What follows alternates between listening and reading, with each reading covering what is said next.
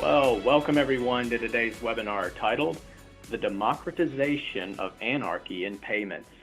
This is Brian from Strategic Treasurer, and we're pleased you could join us as we take a look at how technology has aided the scaling of payment fraud attacks and how technology can be leveraged to scale security against these attempts.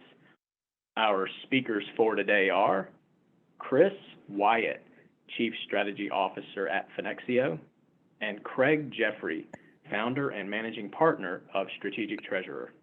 Welcome, Chris and Craig, and I'll now turn the presentation over to you. Brian, thanks so much for getting everything queued up. Chris, it's good to be on this webinar with you. Yeah, likewise. Appreciate you having us. Looking forward to it. And everybody, thank you for taking some time out of your day to talk about this topic. I know we've put a couple fancy words in there, the democratization of anarchy in payments. And hopefully you're here for the content, not because we use some funny words there to get our point across. But let me explain a little bit about that and what we're going to cover today. So the idea that fraud is escalating is where the phrase anarchy comes in. It's escalating, and it's a lawless, governless society, it seems, in how much fraud is occurring and how that's escalating. So that's the anarchy part. The democratization part is how much technology has become available to more and more criminals, allowing for a sophisticated attack by a broader range of our adversaries. So that's where we come up with the democratization of anarchy in payments.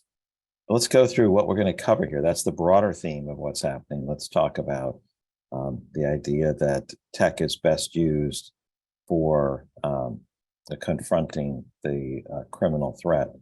We'll start off with why crime pays. Fraud is both common, it's lucrative, it's more automated, and so the return on investment by the criminals is higher. And we'll spend a little bit of time talking about the criminal playbook. The criminal playbook is fairly simple. How they enact their crimes can vary a bit. This includes they can steal data and sell it. If they can get you to send money, they'll do it. If they can steal data, lock down data, and cause you to have to pay a ransom for it, they'll do that as well. And to the extent and when they can either fool you to send money to different places or can gain control of the payment processes or payment files and payment instructions, they'll do that as well. They'll steal money directly or through some type of spoofing. So we'll talk about the criminal playbook and cover that at in some depth. As we look at the implications of tech advancement, I've already given you I've already explained what that is, the idea that the acceleration of technology is becoming more widespread. It's more democratized. And so this is creating a greater threat. And so the implications on the tech advancement on the defense side, on the security side, are increasingly important to stop and to parry the attackers. Then we'll move on to improvements in fraud attempts, explaining in some detail. We'll do this primarily by looking at some stories, how the escalation of fraud has occurred. We'll, if we can get through 4 examples, we'll do that. We've all observed it. There's more happening and much more to be prepared from, especially when we look at some of the new technology developments.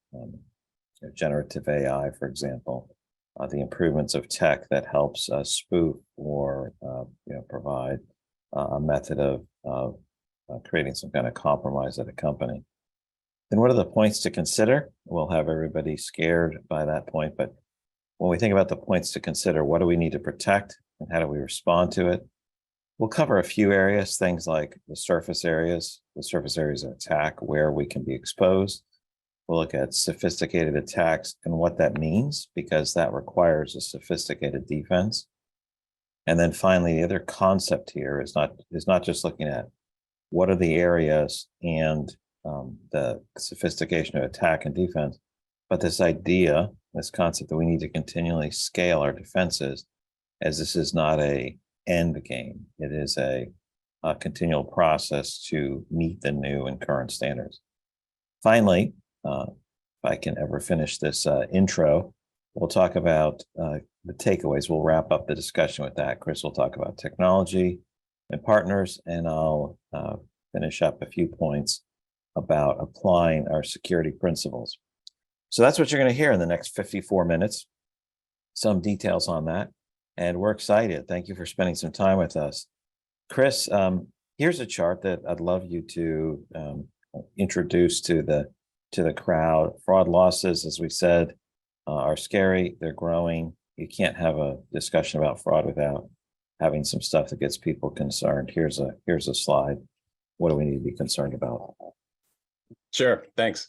Well, I think the concern is it's sort of ever present and growing. And I know we'll touch on some of the technology that's is really helping push some of the fraudsters, making them more sophisticated or giving them an ability to really sort of operate at scale.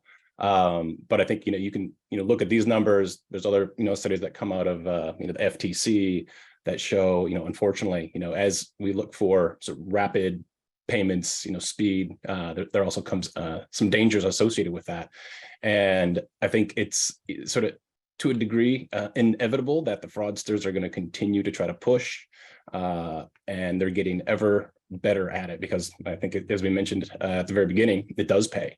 And so with the tools that are available to them now, it's going to become just more and more really incumbent upon all of us. I think as you mentioned, this idea of security is really a journey. It's nothing you're going to be done with. And I think with generative AI, technology that's looks very cool from a good guy standpoint, can be very productive. It's equally productive for the bad guys that are out there, and we'll touch on that. But all the studies that we've looked at in the past just suggest that the attempts are only going to increase, and I think we will continue to see additional attempts, not even done by humans anymore. It's going to be more of the robots that really help sort of unfortunately drive that 10 billion, probably, upwards of, 15, 20. Again, the FTC report that came out, not too long ago really showed a huge spike in ACH fraud. That's where a lot of the money is, I think, as we all know, especially with, the advent of RTP and FedNow, where, payments can be sent very quickly, very efficiently. There is just going to be, a continued emphasis, from our perspective on the fraudster side of the house, looking to find ways to sort of get in the middle and divert those funds to a bank account of their choice and then disappear. So it's good. It's frightening times, but I think there is a lot of capability as well to help get after these, the fraudsters as we, continue on this journey. You said the bank account of their choice. There's a lot behind that. It's not just to accounts that they own, but accounts that they can control. They need to use that to move it to a place they can get out of it. Just one, maybe a couple of comments, Chris, as we look at this chart. If you look at from 2021 to 2022, the green bar, that's about a 50% increase in 1 year. If you go back from 2018 and you fast forward 4 years, it's about a 4-fold increase. That's why crime pays. And that's what's reported.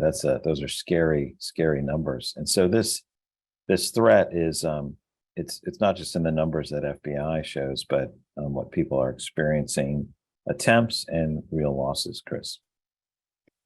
Yeah, absolutely. And I think this really spans all corporates, from large to small. Of course, it's exciting to go after the big guys, but SMBs are no stranger to potential fraud, right? And that can be anything.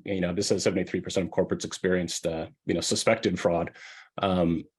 Those are just the likely suspects. I think the number is probably actually higher in terms of bad guys attempting to perpetrate fraud, and or a lot of these corporates may not even know it. Oftentimes that's what happens, and I know we'll touch on a few examples here of very prominent, very well-known tech companies that you'd think if anybody's going to have their act together and be buttoned up and have the latest technology, you'd think it'd be them, and they're victims. And so I think it's everything from synthetic identity fraud. Of course, we touch on deep fake that's quickly becoming a very real thing. But even the good old business email compromise is still widely used, and so it's not surprising to see that 73% of corporates experienced some type of fraud. I would actually sort of, place a bet that the number is actually quite a bit higher. Whether or not it was observed, I think is really the question. And, are you even, really trying to measure this, effectively? I think that's another question that a lot of, corporates should be asking themselves, as they start to look at what is their security posture, how do they know if it's good? Because oftentimes that, I think, is indicative of how good of a program you may have to, prevent fraud, sort of, within your industry and certainly within your business. That you brought up a couple good points there. One was, if you look at attempted fraud, like how many companies have been targeted for attempted fraud, maybe it's not super sophisticated, maybe it's moderately sophisticated. If you get a chance to spend some time with your IT, just a group, to see how many phishing emails they've blocked or changed or tracked per day, it scares you to death, because you see how much is coming through. Sometimes it's making it through whatever you use for the inbound side and data loss prevention. It's a significant challenge. Yeah, thanks for your comments on that, Chris. That brings us to poll question number 1. This is a double stacked poll question because our audience is so advanced. You can answer 2 poll questions at once. Both of these are single choice, so you can select one from our concern about payment fraud. And over the past year, our payment fraud has it changed, has increased, stayed the same, or decreased. Select both and submit it. Now, I want you to listen before you type anything in the chat box. I'd like you to, if you follow Finexio on LinkedIn, or you will click the button and follow Finexio, or CTM file, Fresh Today, or Strategic Treasurer Fresh Today, go ahead and type Finexio, CTM file, or Strategic Treasurer. If you follow all 3, that's a trifecta to make everyone happy. CTM file is our news media arm, and just feel free to follow all of them. That's a really great way for us to all stay connected. And Finexio is a good one too. And so I'm going to ask, we got to get some Finexios up there. Don't leave Chris hanging. Make sure you follow that too. And that's a great way to stay connected through social media. You can connect and see what's going on. This is really a good way to go. So Chris, I'm going to put you on the spot as people type those in. And if we get enough people typing a message in, I'm going to say 125 today. 125 people typing one of those messages in while we're doing the polling question. So that'll then we'll send out the responses to all of these poll questions to the audience. We'll stick it and embed it right in the deck, which you'll receive. So Chris, number 1, our concern is very high or high, 85%. Nobody's low, or I think there's one response that's low, but it doesn't even get a percent there. Their concerns are elevated. They're attending the fraud webinar about fraud and security, so that might be a little bit biased there. And any light comments on that, or on the second one? Increased is about almost 60%. Very few thought it decreased in the past year, or their concern decreased. Yeah, no, I'd say, for the first one, good. I think it's important, of course, to be concerned about fraud. Yes, this may be slightly biased audience, but I think that's okay. I think it's great, that folks are showing up and cognizant of this. I think if you look at a broader sort of world of the corporate world, I don't know that it would be significantly lower, because I think that's on everybody's radar. I think it's again, it's almost mandatory, because again, saw from the last set of stats that again, 75 or more are having suspected fraud. And I think, to your point, Craig, again, emails coming in, people trying to constantly hack you every single day. Finexio is no different. The number of spam and deflected emails that we get from our email blockers is significant. And again, we're not an enormous company like a lot of those out there, so not surprising. Good to see that the concern is increasing. I think it should. I know we'll talk about this, because I do think the threat vector is increasing, or there's just new ones that are out there that have never been seen before. And I think, again, this is going to be like generative AI, the GPT style models that you can basically infinitely scale, and they don't get tired. They don't get, discouraged. They're more than happy to sort of keep at it. So I do think it's good to, to see this increased vigilance. And I think it's good, really, again, on this journey, just going to be that much more important that everybody stays abreast of the latest technology, making sure they're using proper technology and processes to really sort of mitigate and manage, any potential fraud. So it's encouraging. Michael's, I'll leave it there. Great. Well, thanks. And just for those who are keeping track, we need 47 more Finexios, or one of the other names that we have in there. Let's put some more follows on Finexio. Be nice to our guest. So thank you for doing that. Thanks for those comments. It's really pretty interesting. Chris, I'll start us off in the criminal playbook. These are the four common areas looking at things. Take money directly, system level fraud. I'll give a story of people getting control of systems and being able to send money out directly. That's that's ideal, right? You don't have to fool somebody. You don't necessarily have to wait for a long weekend to try to convince people of some issue. You do it when it's at the time and place of your choosing. The upper right-hand section, convince you to send money, to social engineering, phishing, all of that activity we're getting very used to it, but the attackers have gotten better, right? I convince you to send money. You have the controls to do it. I can't maybe break all of your controls and send the money out on my own, but I might be able to convince people with authority to do that. Steal your data and sell it is cyber theft, and I steal it. I can sell it. And then ransomware is I lock up your data and charge you to unlock it, right? I use encryption, and now you're stuck. Your servers, your desktops are stuck, including your backups sometimes. And sometimes the bottom two are a combination of those, right? I lock up some data, I stole some data and lock it up. I publish a little bit and say I'll publish a whole bunch more data, and unless you pay, and the longer you wait to pay, faster that's going to go up. So those are some of the most common criminal approaches that they have in their playbook. Chris, I wanted you to weigh in, either dive in on more of these, or share some other thoughts on how criminals approach our companies. Yeah, sure. I mean, it's always unfortunate to hear.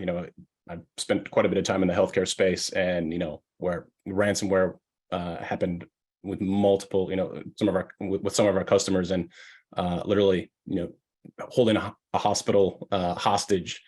Not a great story, but it also really shows there's no morals, there's no ethics here. And so I think, again, you just have to be incredibly vigilant in terms of how you're protecting your systems and really your company. And I think the other important point here is we've got sort of four sort of key areas of fraud.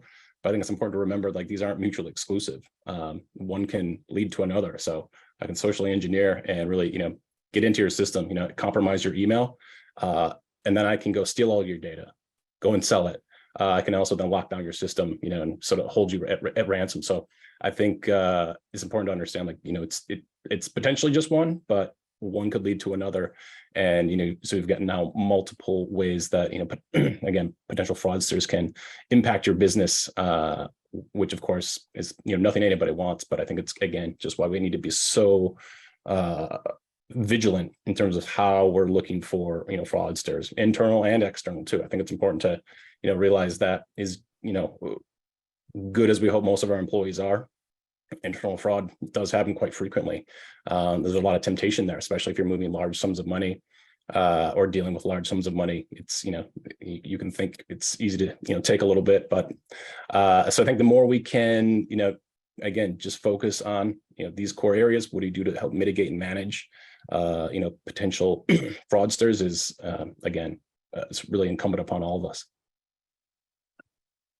Yeah, some good points. I see we've got some questions popping up in the Q&A box. But as you were talking, Chris, one other thing came to mind.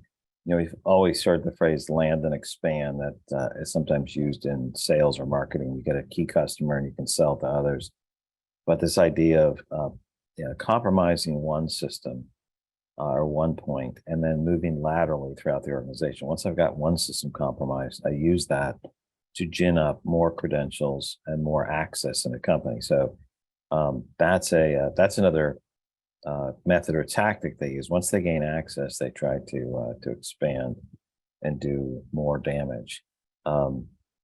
Chris, didn't know if you wanted to start to answer this now or later. I'm happy to jump in too. It says, with all of the protections in place to prevent fraud, what more could be done to reduce the amount of fraud? I've got a real answer. I got a silly answer too. No, go for it. Yeah, go for it. I'll chime in, but go ahead. Well, one of those answers was, there was I can't remember what show it was. It was probably like Twilight Zone, and some guy found a genie. I think they referred to him as a genii, and he had 3 wishes. And his first wish was that it'd stop all conflict or war, and so the genie granted him the wish, and then he was the only person on the earth. There was nobody left. And so he, of course, had to use a second wish to bring everybody back. And, as you would expect from that, then he granted the genie his freedom. So I don't think we can get rid of fraud entirely without getting rid of all people. But when you think about that, what more can be done to reduce the amount of fraud? I think a couple of the points that we talk about, there's technology, which is vital. There's the human element. Both of those areas, the tech that we use and the people that we have, we need to make sure they're being upgraded constantly. So that's training on the humans. And it's making sure we have the best tech and multiple layers of that tech. There's not a single silver bullet for everything, but it's that mindset of the threat is escalating.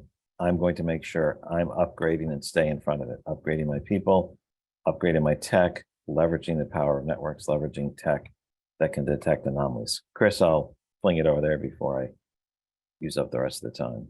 Yeah, no, I think that's good. And I think certainly too, so there are a lot of different protections you can put in place, right? And I think to your point, some of it's technology, some of it's people, and then you have process. And I think it's important that you may have the best, people in technology, but if you're not following the process, if it's not auditable, things can start to fall through the cracks relatively quickly, right? Because one payment could be, that gets lost, or a fraudster gets it, could be 6 figures, 7 figures, 8 figures, who knows?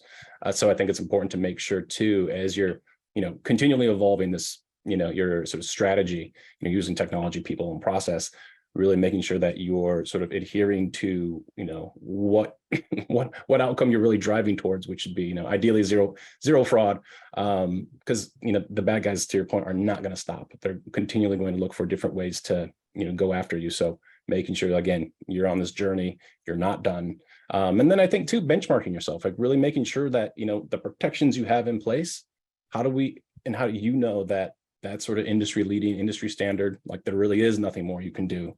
I think it's important to always sort of self-reflect and make sure that you in fact are doing as much as you reasonably can for your business. Yeah, thanks for the question. Thanks for the answers, Chris. Yeah. Now, Chris, this kind of is a slide that we land on that we have the setup questions. What can we do to prevent fraud? And this is a progression slide. How do we progress and understand our response methods? Sure. I think we can all sort of remember the early days when this, sort of fraud via email sort of was almost humorous, right? We get the guys in Nigeria, telling you won the lottery, or they've got a bunch of money they want to send you if you just did this. Fairly basic in terms of the level of sophistication. But I think it's important to remember too, especially like in a B2B context.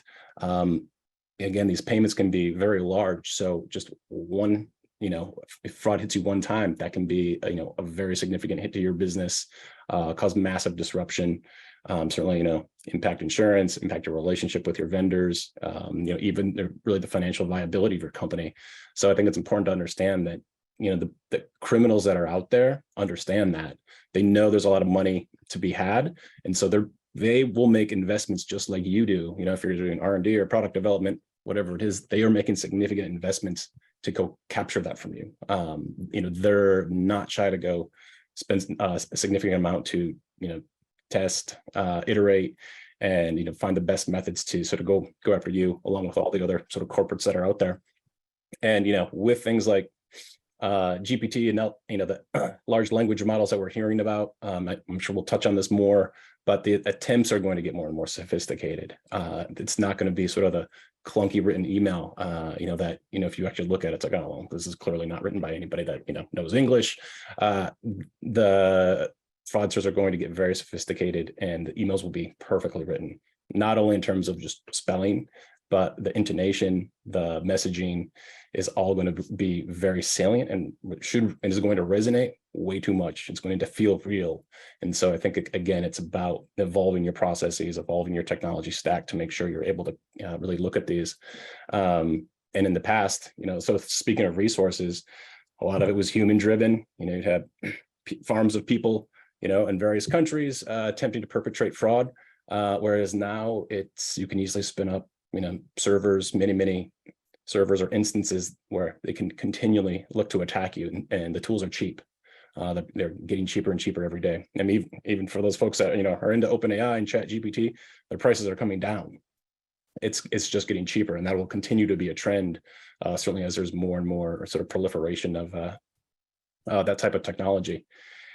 And then I think the last one, when we look at demands a high sort of level of technical acumen, that's really becoming less and less the case. I'm sure a lot of you have heard about low code, no code environments, but it's becoming increasingly easy for folks like me who know a little something to become very sophisticated very quickly with the help of a lot of these new tools that are out there.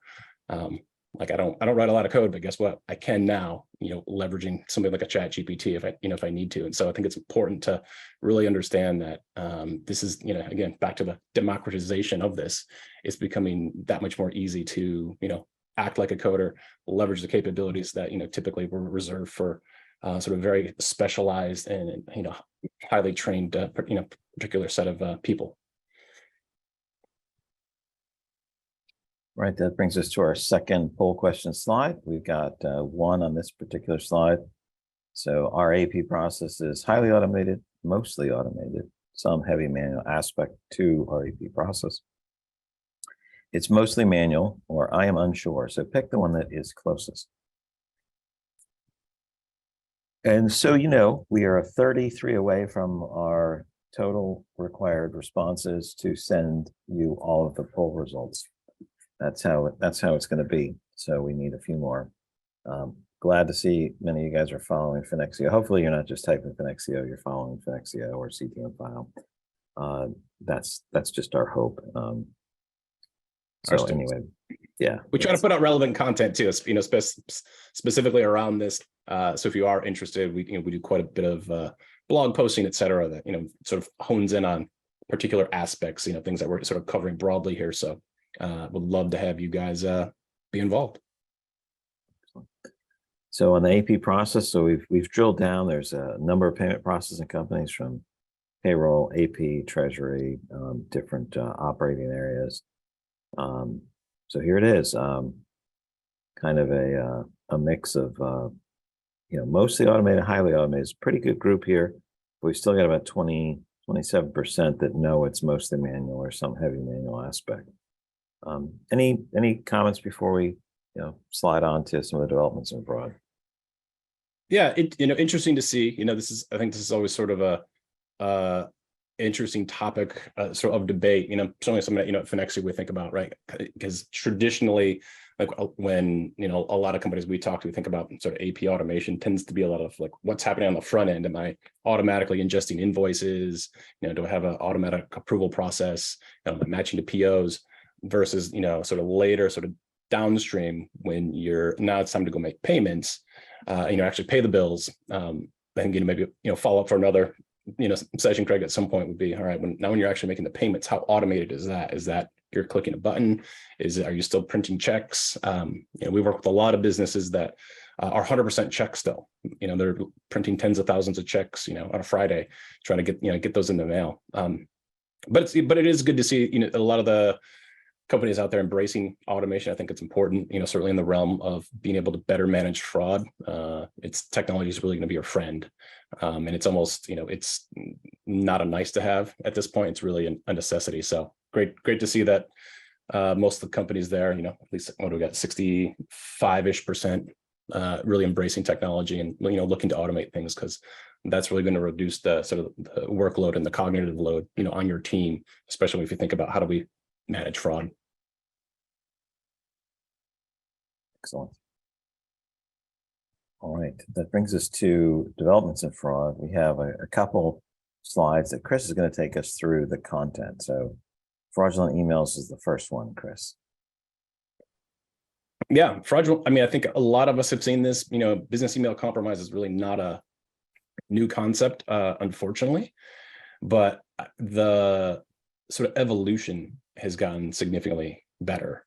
And so I think when you think about the content, again, we sort of harken back to, the Nigerians, or there's, sloppy content, from potential fraudsters who maybe English isn't a first language.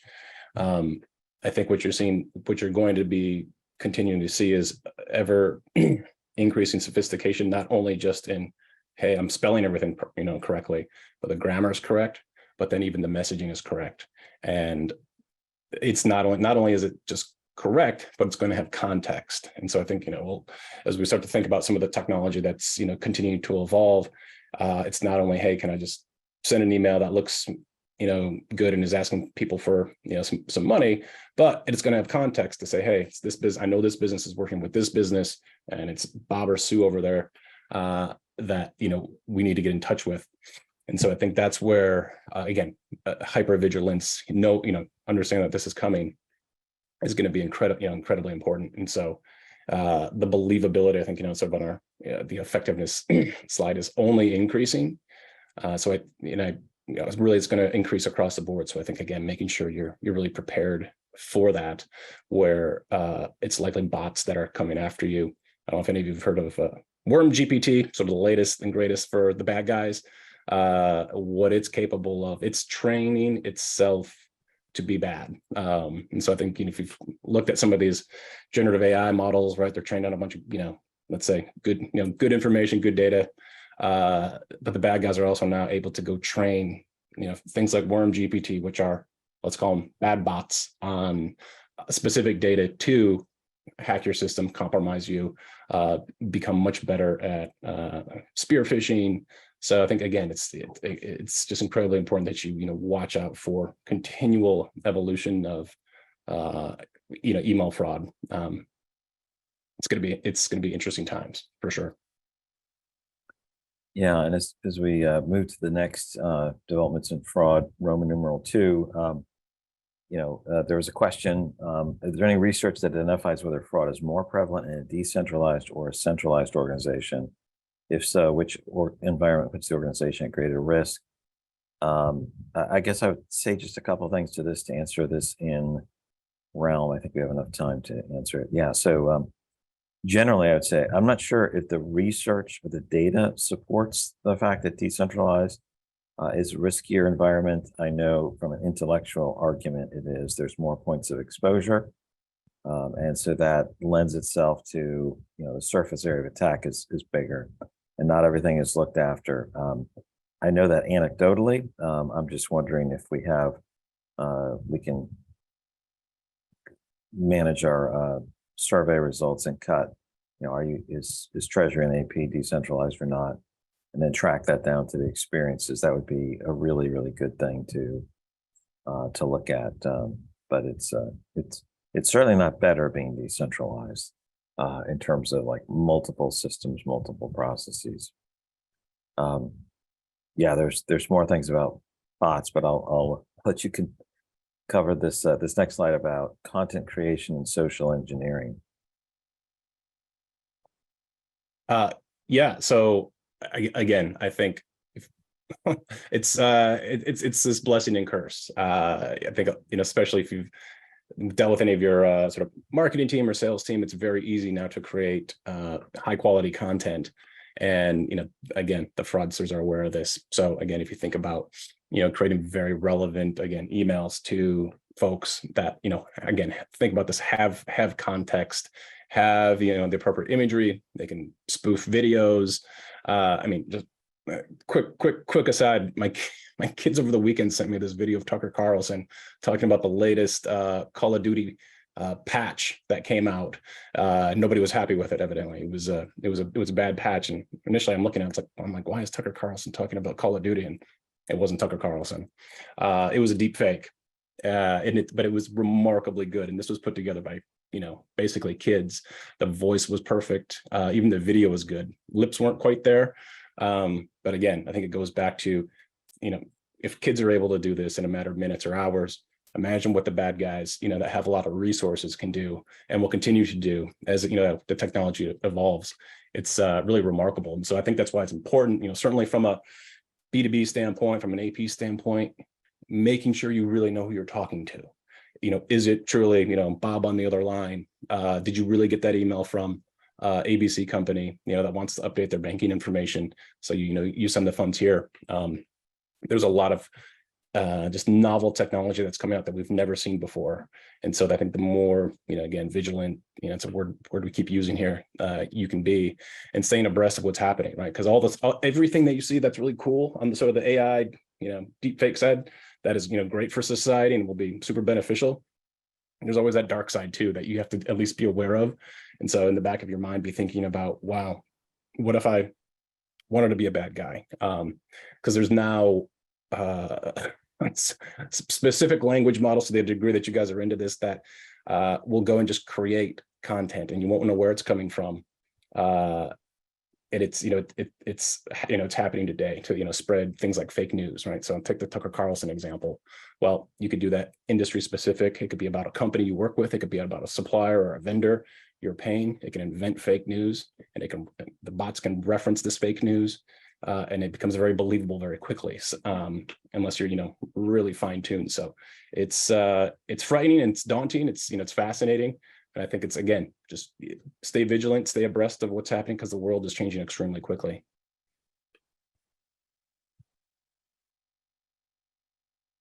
Yeah, if you want to continue, and what do we do to respond to the deep fakes, this progression? And when we think about payments, there are these areas of, I set up a vendor, I make a change to vendor information or counterparty information, and then I execute payments. Yeah, and I think this goes back to what we sort of mentioned earlier, which is, yes, there's the technology, there's the people, and then of course the process. And so there is a lot of great technology that's out there, from validating bank account information. I think a lot of us have used something like Plaid. A lot of us don't like the intrusiveness, but there are some significant benefits to that. You as a business, there's lots of other services out there that'll help validate, accurate banking information tied to a specific business, versus you just sending payments out in the blind. I think it's, really important that really almost any company is doing that. The space we're in, we see invoices all day, every day, and it's amazing how many still just have something on the bottom that says, hey, send the money here. Here's bank account, here's routing information. And the number of our customers that we deal with that are actually validating that is very few. So that's one of the things we take very seriously. Out of band validation, these are things like knowledge-based authentication. What card did you have 10 years ago? There's a lot of tools out there that you can leverage, and basically ask of your vendor to help validate the business relationship that you have with them.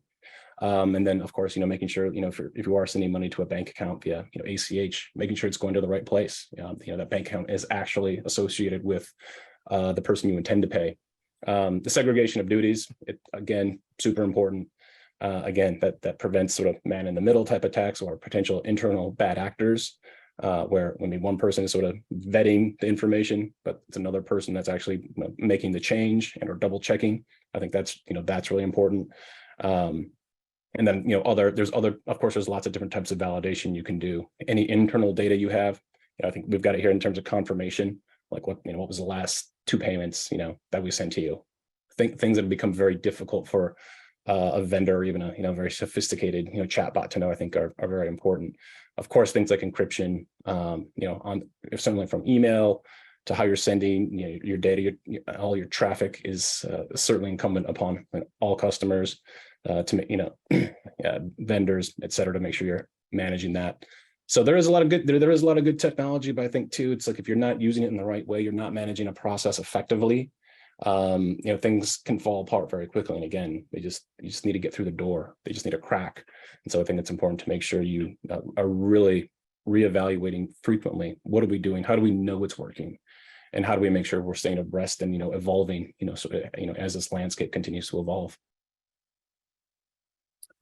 There's so much there to cover, and there's so many questions we want to ask you. This is another double stack. We started with 2, then we went to 1, then we did 2, the double stack. These are both select all that apply. The top one, select all that apply. The bottom one, please select no more than 3. You may need to expand the poll question box to make sure you can see that there's 3, 6, 8 in the second question. The first one is our payables process has automated payment generation of the following types. And then the second one is Strategic Treasury can be doing a flash survey on timely topics. We've done these a number of times. What topics would be most interesting or helpful to you now? So please pick up to 3. That will, the lead will factor in what research is done. And just so you know, as you answer those questions after you're done, there still is the ability to follow one of the entities, Finexio, CTM File, Strategic Treasurer. We had 8 other people to put in there. While people are answering that, Chris, there's a couple of questions. I'll try to go through them quickly. Feel free to jump in at the end. This question is, do you think that ACH debit blockers and check blockers help against payment fraud? Absolutely. When your bankers make suggestions about technology that prevents fraud, you need to listen to them. They don't get rich on those, but they can protect you significantly for a very, very small charge. It's really wise to listen to your bankers. They are your friends. They have aligned interest for that against the criminals. There's a bunch of other questions that I'm gonna have to let that slide to another time, but I know we're over the top for responses, which is awesome. Thank you. Thank you for following our different entities and resources on LinkedIn. So thanks for that. Let's go ahead and submit the responses. We'll see where they are. I'm going to just say a few things on this one, Chris, because I know we're gonna move to stories. Since we're sharing this with everybody, automated payment process, pretty interesting. ACH is the #1 method. And then something like other rapid payments and virtual card are in the 12 and 26% range. Pretty interesting to see that manual processes for wire transfers. What's the top survey that they want? #1, generative AI and treasury finance. So across the board, #2 looks like it's payment security. Of course, that's this crowd, right? Payment security, generative AI. And then forecasting is such a big one. So thank you everyone for answering those. We will we'll be putting out some research shortly. So thanks for doing that. Chris, this turns into some stories. I'll start off really quick on the check side. I know we've got to get through a lot in a short period of time. Checks are easy to create fraud. They tend not to be very large dollars. They're extremely high volume, the highest volume for fraud. Criminals have been at this forever. It tends to be more lowbrow or less sophisticated. I remember the first fraud case when I was working in a company that I saw. I remember the forger had spelled the person's name wrong. They put 2 extra letters in their first name. Like, you got to be a little more careful than that. It was for $18,100. And I remember that's when I really learned about holder in due course. And it was pretty easy to say the check cashing company did not exhibit good care, because how could they have checked the ID when the person added 2 letters to their first name, especially for a large amount? So that's one story. You have to follow the traditional and new methods of protecting checks, and they're just a mess. Checks are a mess. Chris, go ahead. Yeah, on the ACH side, one that really, I think stood out to me, last March was Google and Facebook. got hit for over $100 million in fraud. So basically phony invoices, and then they were asked to send money to a fictitious company over in Taiwan, like I think it was a Taiwanese electronics company.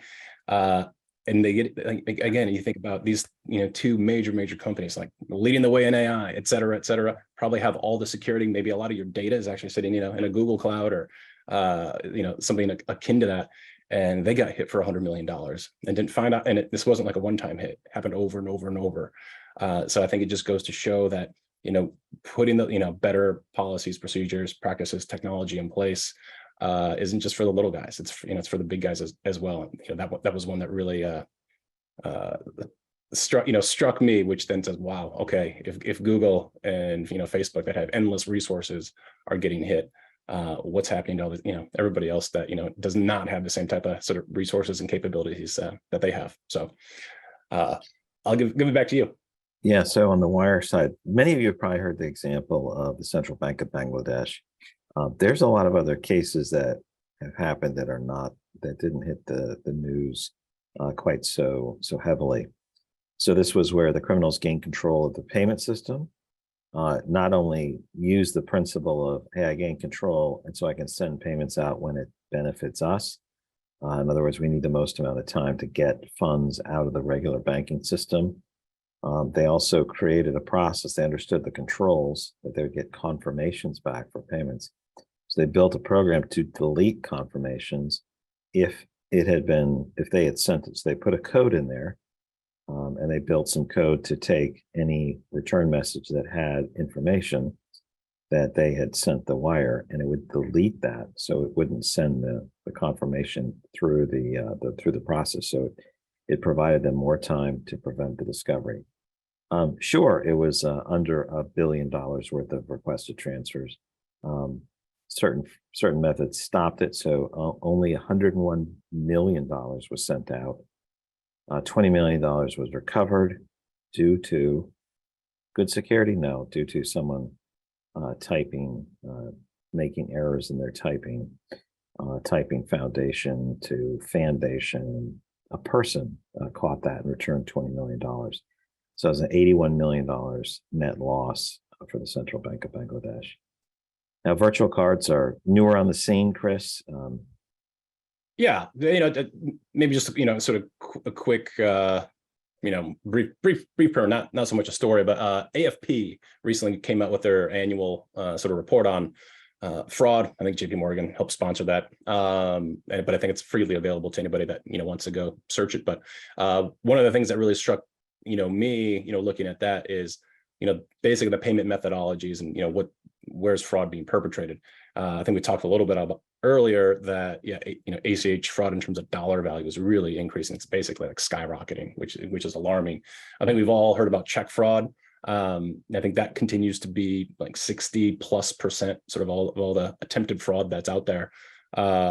Quickly followed by ACH, both credits and debits. Again, pretty common.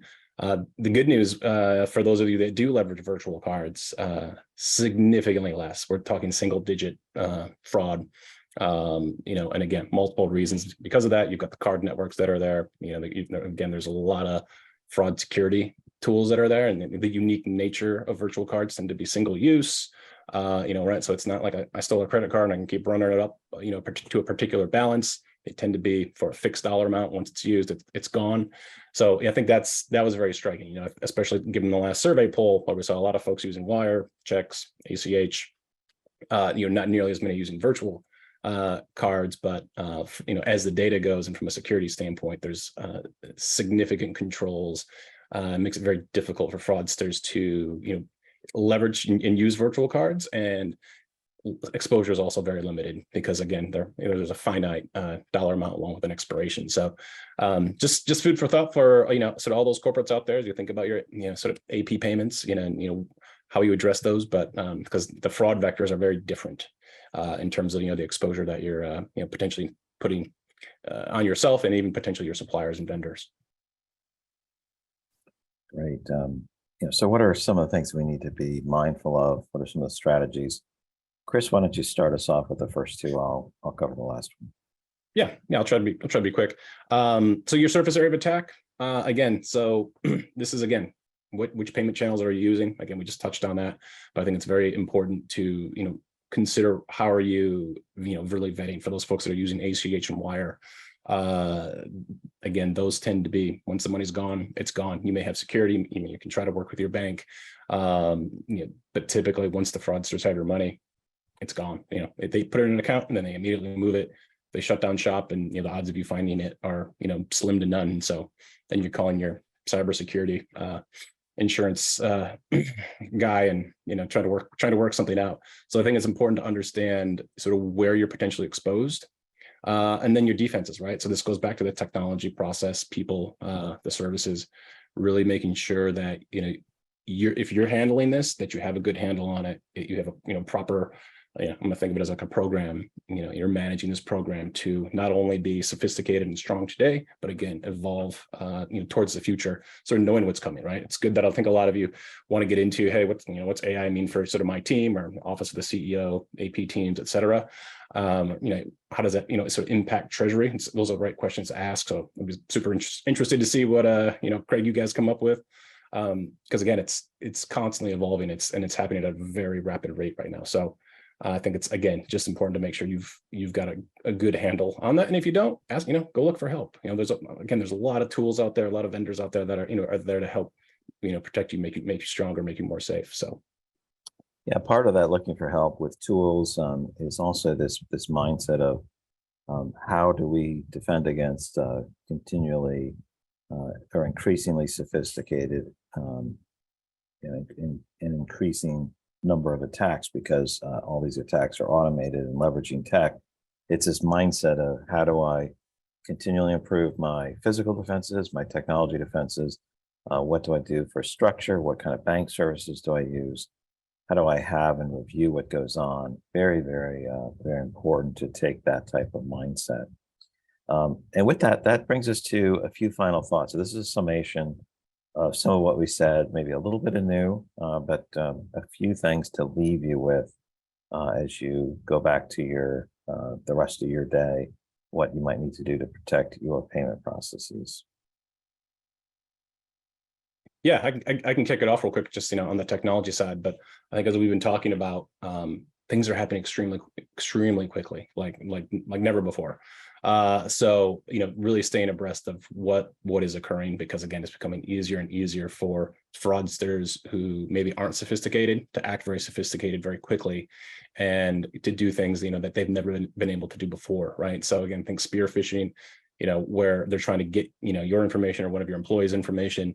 And these chatbots they will remember all the conversations. They can have a very innocuous conversation with one of your employees and start to learn who they are, and go Google them, right? Figure out everything on LinkedIn, who are their friends, what are they into?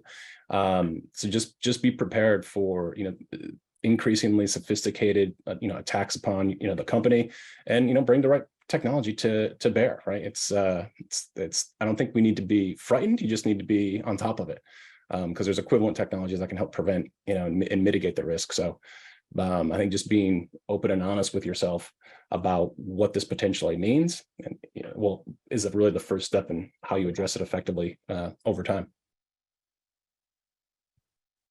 Yeah, and this as we talk about technology and then partnering with people who can help assess the environment, the structure, getting training, payment specific security training on a regular basis, a recurring basis. These are foundational, important elements of a company and their care and stewardship of the most liquid resources. And then when we think about security principles, all of us think about them to some extent. Some think more or less than others. We do have an ebook as well as a physical book on some of the 12 security principles and why those matter. But just to be quick on a few points, the principle of least privilege reduces the total exposure. And this is, you don't grant IDs or people access to more data or systems than is necessary. And this really ties into the surface area of attack. and how criminals use it. If they come into a system and land, they gain access to someone's credentials, and they have way more power than they should have, or way more access, they can use that and lever that to the detriment of the company. This is a good principle generally, but this one is sometimes not thought about in the same way. So reducing your surface area of attack is one element of following the principle of least privilege. Layers matter. So if one ID, one system, one protection is compromised, you have others to protect because your individual layers of protection will be compromised at some point, or there's a potential for at least one of them to be compromised. You have multiple layers, it can work quite well. And so update your list of what are you doing. Here's the principles we have. Where are we doing well? What do we need to do? Have an assessment about what needs to be done from a technology, partnering, security principles standard. If you're involved in payments, you have a really challenging job, and it's not getting easier because of the democratization of anarchy in payments through technology. With that, I want to turn it over to Brian with my thanks to you, Chris, for your great input. Everybody for listening, participating in the chat box. Really good discussion there. It's just fun to see news articles pop in and other content there. So thanks for making the community effort really good here. So thank you so much. And back to you, Brian. Thank you, Craig. Thank you, Chris. And thank you, everyone, for joining us today. The CTP credits, today's webinar slides, and a recording of today's webinar will be sent to you within 5 business days. And for more on the democratization of anarchy and payments, be sure to listen to our episode of the Treasury Update podcast just released with Finexio by clicking the link in the chat box. Thank you, and we hope you have a good rest of the day.